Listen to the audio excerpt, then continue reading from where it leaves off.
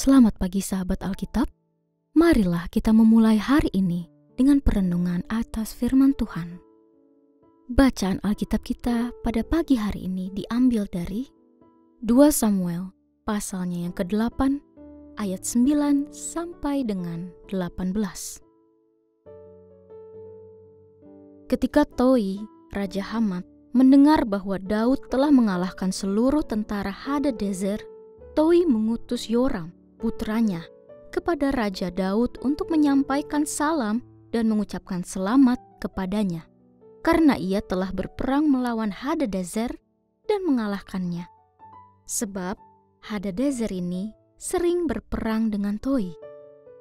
Yoram membawa pula barang-barang perak, emas, dan tembaga.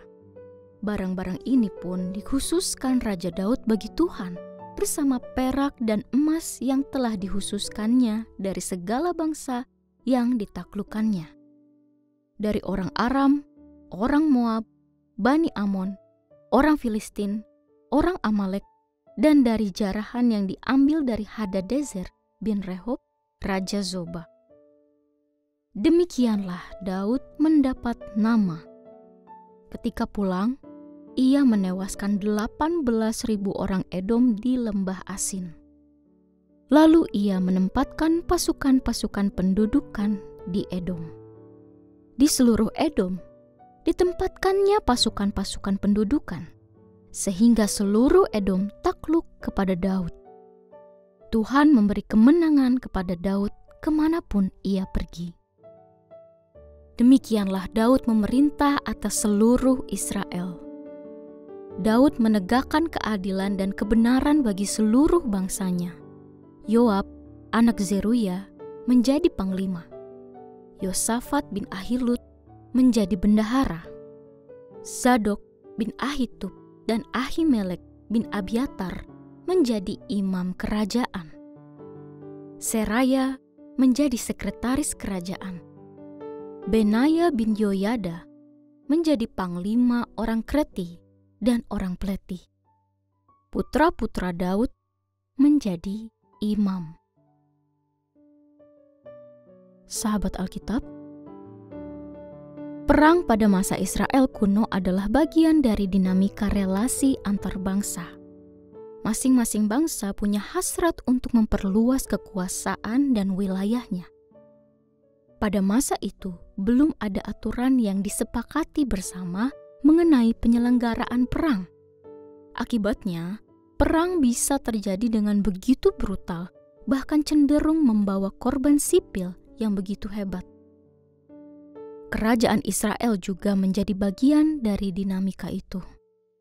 Teks kita saat ini mencatat bahwa perang merupakan bagian dari pelaksanaan mandat Tuhan kepada Daud untuk memimpin kerajaan Israel dengan ketaatan penuh kepadanya. Allah digambarkan sebagai Tuhan yang menyertai pertempuran yang dilakukan Daud beserta bala tentaranya. Dari sini kita juga melihat gambaran teologis akan perang tersebut, yakni Allah melawan ilah bangsa-bangsa lain. Menarik untuk melihat ayat 14 sampai dengan 15 bahwa di sana perang yang terjadi digambarkan bukan sebagai sesuatu yang dilakukan demi pemenuhan hasrat belaka, melainkan untuk menegakkan keadilan dan kebenaran bagi kepentingan rakyat Israel. Selain itu, dengan menaklukkan Hadadezer, wilayah kekuasaan Daud meluas sampai sungai Efrat. Dengan demikian, ia dapat mengontrol jalur perdagangan penting di utara dan timur. Daerah kerajaan Daud bertambah luas, kekayaan dan perlengkapan militernya bertambah. Situasi demikian mengharuskan Daud mengatur tata kelola organisasi dan pemerintahan yang lebih baik. Yoab sebagai panglima, Yosafat sebagai bendahara, Seraya sebagai sekretaris, Zadok dan Ahimelek dipercayakan jabatan imam kerajaan. Benaya sebagai panglima orang Kreti dan orang Pleti, dan putra-putra Daud juga mendapat tugas sebagai imam. sahabat Alkitab, setiap manusia memang mendambakan kesuksesan.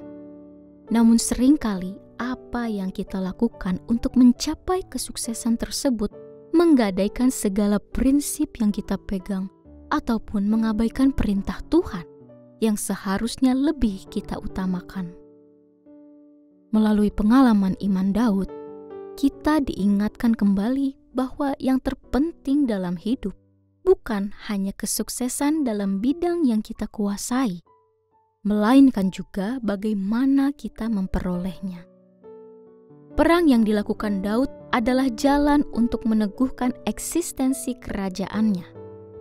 Tetapi ia sadar bahwa dalam perang tersebut tetaplah kehendak Tuhan yang diutamakan. Maka tidaklah mengherankan jika apa yang diperolehnya dalam perang dipersembahkan bagi Tuhan. Demikian juga dengan alasannya berperang, yakni untuk menjamin kesejahteraan rakyat yang dipercayakan Tuhan kepadanya. Kiranya, sebagai umat Kristen, kita juga dapat meneladani Daud. Bukankah dunia ini tidak pernah lelah mengajarkan pada kita untuk mencapai kesuksesan dengan menghalalkan segala cara? Namun, dalam tuntunan Tuhan, kita diundang untuk menolak nilai-nilai dunia tersebut, serta senantiasa mengedepankan perintahnya.